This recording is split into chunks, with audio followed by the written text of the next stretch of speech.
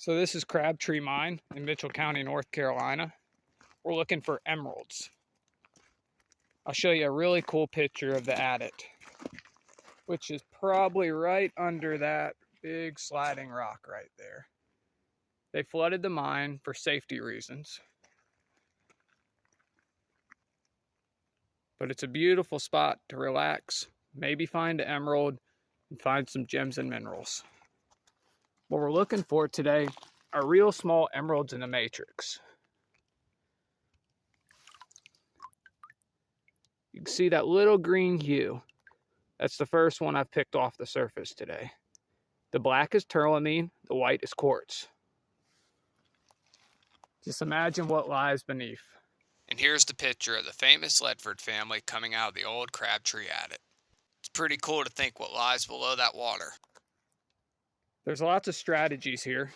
You can surface collect, which I do most of the time, looking for more of a tourmaline meeting quartz area, and the emeralds usually show up right on the dividing line where they have room to grow. As you can see, the area is just littered with tourmaline and quartz. Some people break rocks, which you can see they're breaking down a big old boulder that came out of the mine shaft. This is hard work. You'll find yellow beryl, you'll find emerald, nice chunks of tourmaline. It's really a lot of fun. Oh, I think I found one while we're looking. Nope, just mica. Nope. But you can see plenty of people have been digging here. Beautiful material. This material is so unique because you get the emerald in the matrix.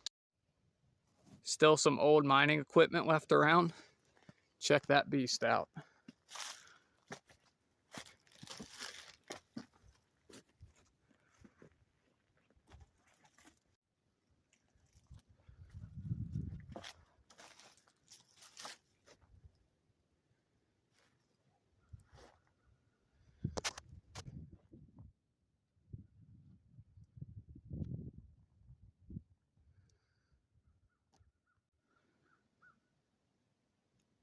This is a magma-owned mine. You can go on to WNC Rocks on the website, fill out your waiver, and pay by PayPal. But the tailings go down the hillside on the backside of that water-filled adit. Now this is all tailings down to a creek bottom. Most people sift rocks here. I usually just surface look, but a lot of people come here, they dig all day, they sift the rocks, and then they take them over to the little pond or the filled up mine adit and wash off and see what they got. This is a very challenging prospect. I mean, honestly, you're finding emeralds, so what do you expect? But when you find something, they can be made into a beautiful cabochon, or you could actually just get a free-formed emerald specimen.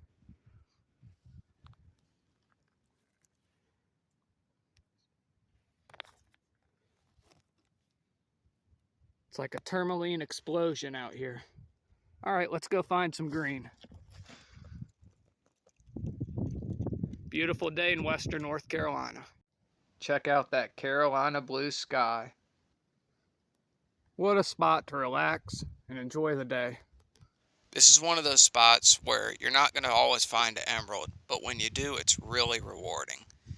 It's just the experience of being outdoors and having an opportunity.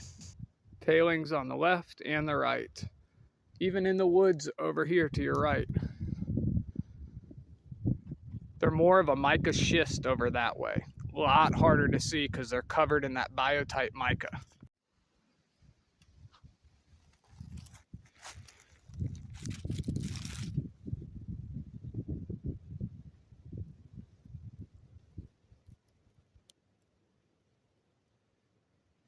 Tourmaline and quartz.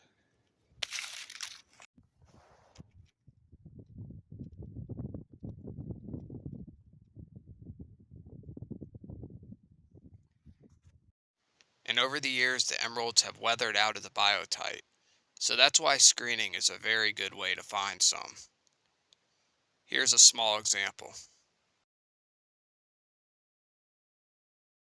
One of the more challenging parts while you're here is not forgetting to look up every once in a while. You don't want to have a misstep and fall into that flooded adit. And you definitely don't want to go into this ice cold water. Who knows what lies below, but we don't need to find out. It was flooded for a reason.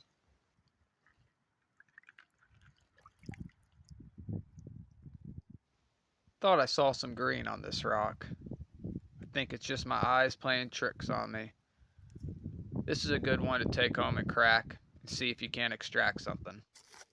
So this is a great example of the geology in this area. You have big pegmatite boulders.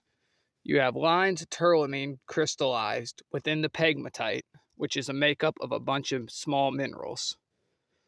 You have these big splotches of turlamine, and they provided little gaps where emeralds or yellow helidor beryl could grow.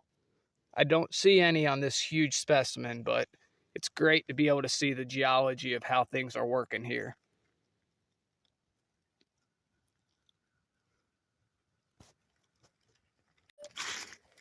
This rock's definitely too big for me to work on, but if I remember correctly, it has some yellow helidor in it.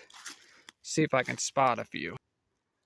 Well, it's making me a liar right now. I don't see any. Well, we'll keep looking. You can tell a lot of people have attempted at this rock. This stuff is extremely hard. Right here is a great example of the yellow helidor, which is yellow beryl.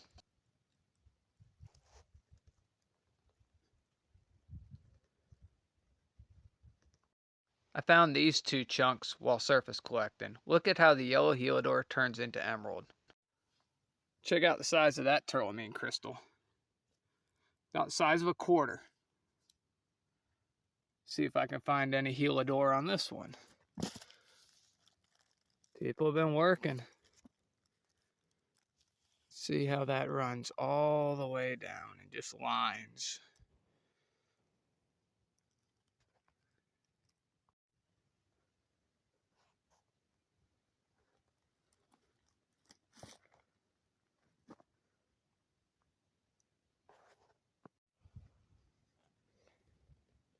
This is a beautiful piece of black schroll tourmaline.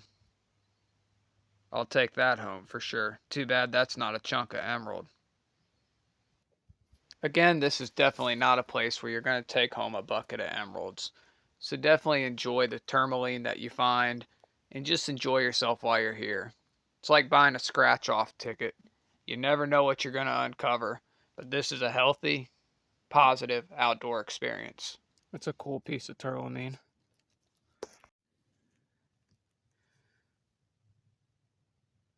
And always keep your eyes open for the weathered out crystals. Here's another yellow helidor. They're very obvious by the faceted sides. Clarity, there's a lot of difference in them. They can be crystal clear, they can be green, and they can be very opaque. But it's a beryl specimen. This is one of them spots where you want to get on your hands and knees to look. Some of these emeralds can be so small, but if you've never found an emerald before, this is a good place to start. You gotta start somewhere. And I'm trying to give you guys a realistic perspective of what you can expect when you come to Crabtree Mine. It's very hard to find a big quality specimen. Over the years, I've acquired a few, and I treasure them. But there's always emeralds scattered about. And some of these beryl chunks can be quite big. Today we didn't find any that were too large, about the width of a pencil. They can be up to 4 to 5 inches long.